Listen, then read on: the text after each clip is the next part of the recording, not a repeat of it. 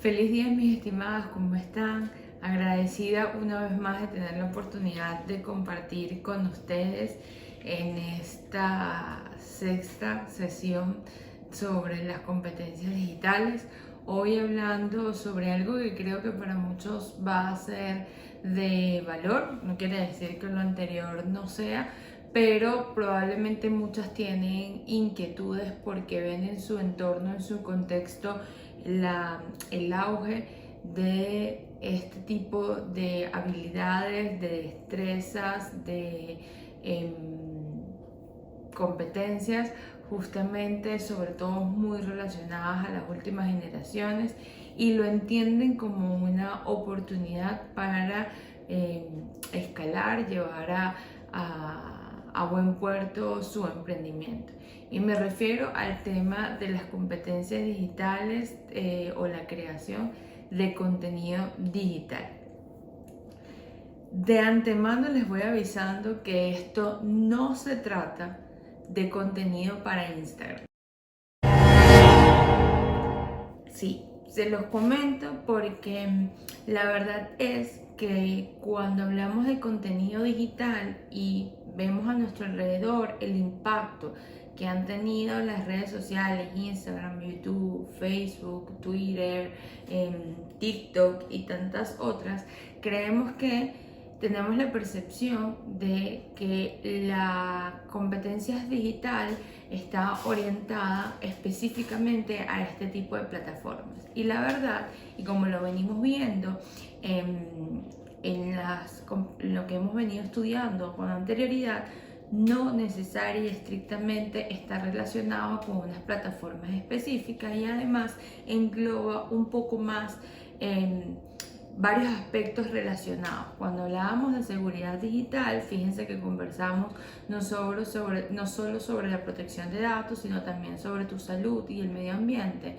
Cuando hablábamos el tema de la información y el dato, no estamos hablando solo de las búsquedas en Google y el cómo buscarlo, sino el entendimiento y el procesamiento de información.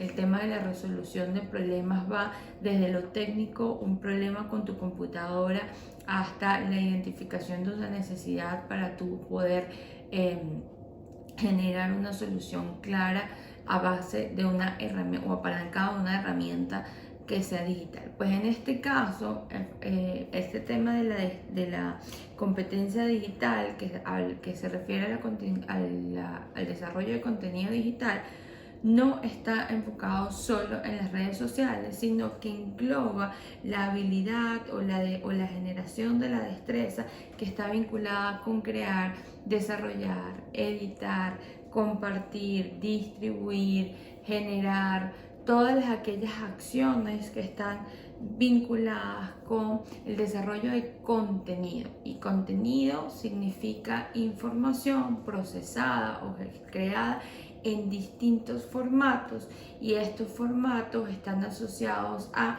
la necesidad que tienes, y siempre parto del problema o la necesidad que tienes, el contexto sobre el cual vas a compartir o identificar ese contenido, y la audiencia con la cual, o el segmento de mercado con el cual estás interactuando.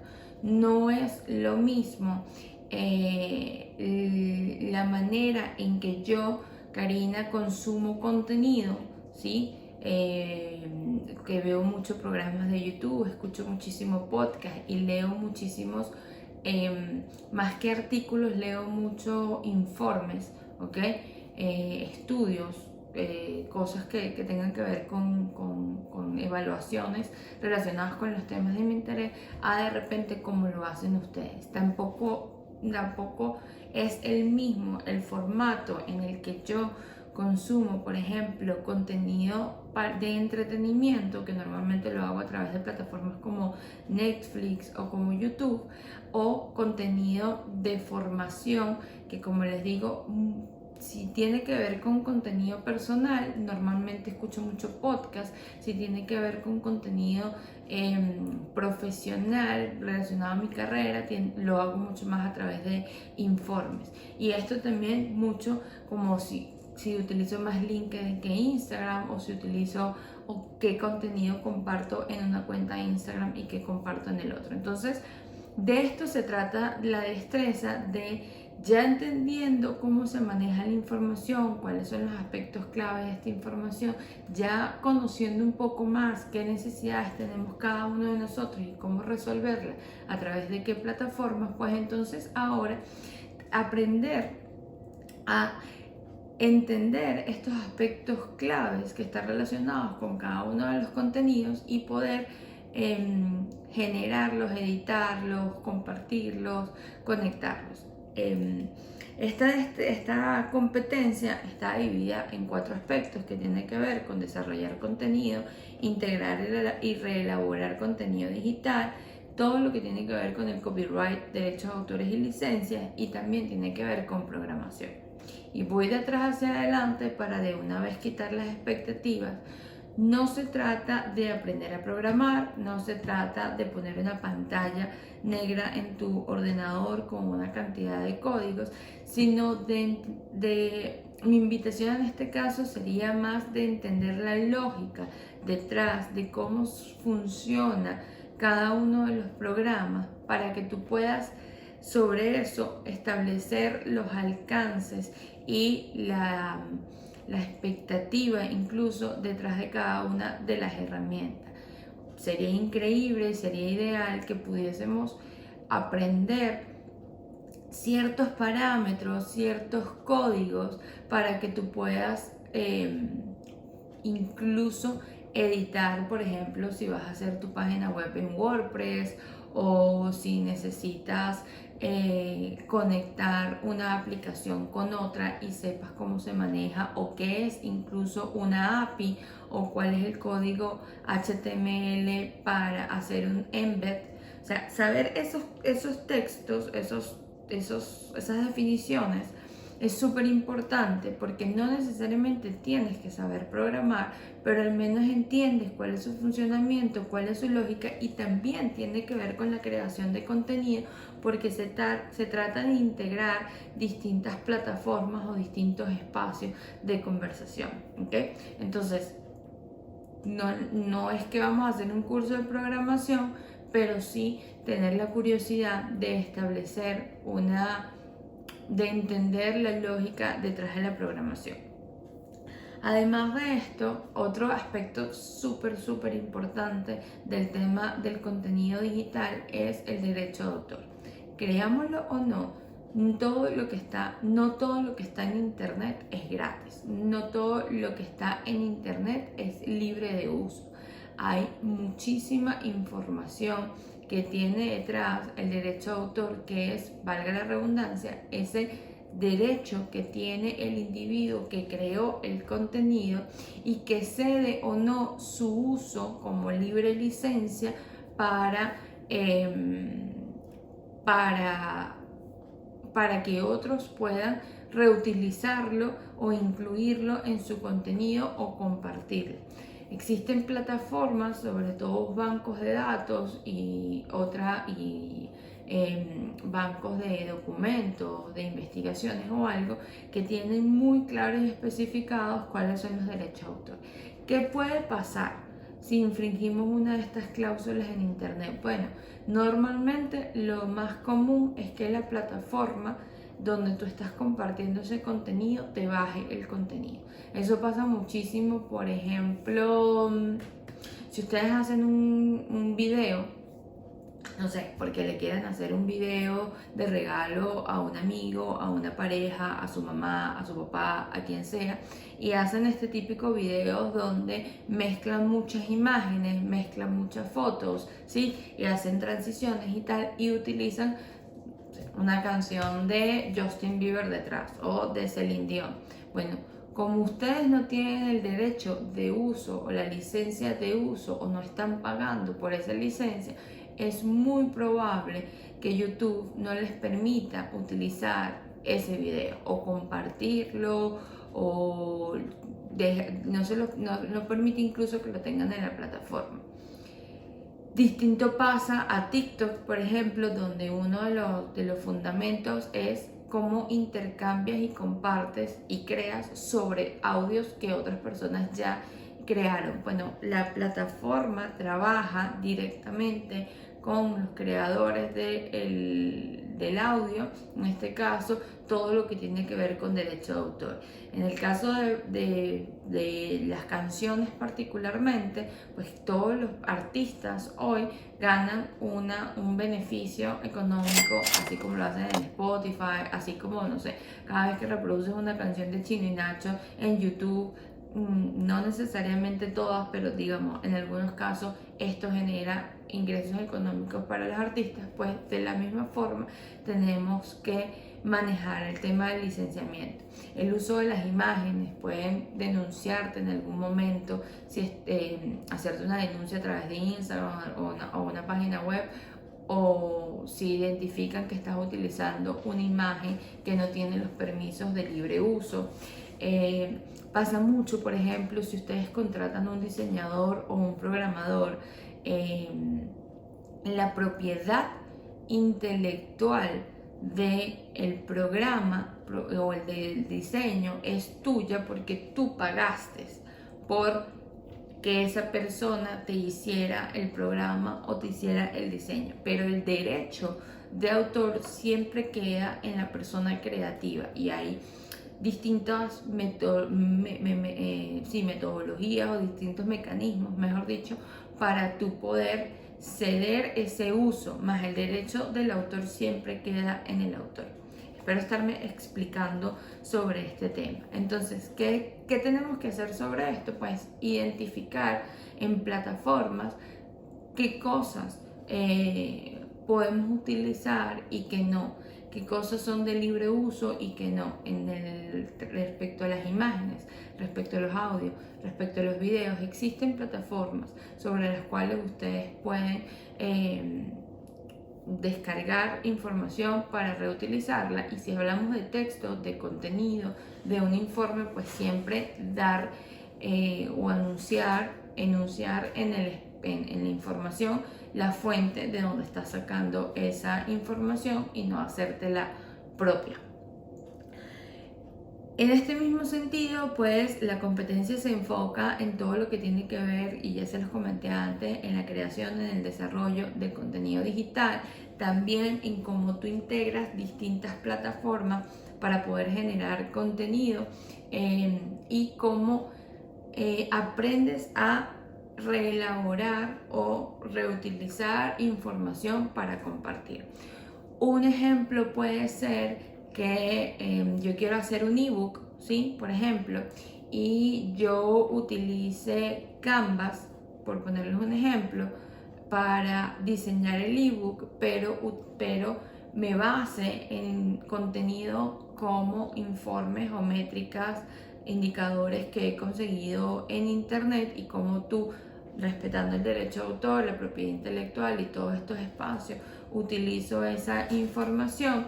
Pero también puede ser como, por ejemplo, y es un caso de los que hemos utilizado hoy en Classroom, como yo a través de una plataforma colaborativa he compartido con ustedes contenido en distintos formatos que he creado yo, formatos que he conseguido en internet, presentaciones o programas de YouTube, o también hemos compartido a través de Telegram. Este video que en estos momentos estoy grabando, lo estoy haciendo con mi celular, ¿ok? Yo este video lo agarro, lo paso a mi ordenador, utilizo una aplicación o una plataforma que tengo en mi ordenador, lo edito, le coloco la pantalla principal, le agrego algún tipo de sonido, verifico la iluminación, verifico el audio, y luego lo subo a YouTube de forma privada u oculta, para que solo ustedes puedan ver a través del link que yo les comparto el contenido que yo estoy haciendo. De eso se trata el contenido. Estoy utilizando en el proceso, estoy utilizando varias tecnologías, estoy utilizando varias herramientas, y al mismo tiempo, para yo generarles ese espacio de conocimiento a ustedes, estoy utilizando varios formatos. porque esto lo hago en video y lo otro lo hago a través de una presentación en PDF, porque los feedback lo hago a través de Telegram. Todo tiene que ver con la necesidad que ustedes tienen, el tipo de formato que yo he identificado que es más fácil para ustedes entender según el contenido que yo quiera o el mensaje que yo quiera dejar, y los beneficios evidentemente que me da cada una de las plataformas, porque no todas las plataformas están diseñadas para cumplir los mismos objetivos.